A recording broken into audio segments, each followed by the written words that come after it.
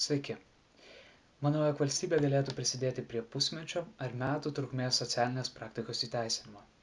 Ši praktika būtų nukreipta į abiturientus, mokslus nutraukiančius studentus ar tiesiog jaunus žmonės, kuriems pritrūksta laiko apsisprendimui dėl studijų krypties ar pačių studijų.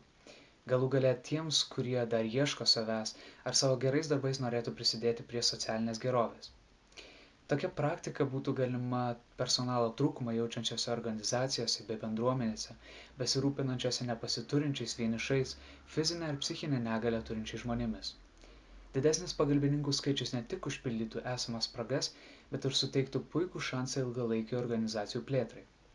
Tuo tarpu jauniems žmonėms atsidėkoti galima būtų suteikiant socialinės garantijas bei skiriant papildomus balus panorusiems stoti į aukštąsias mokyklas.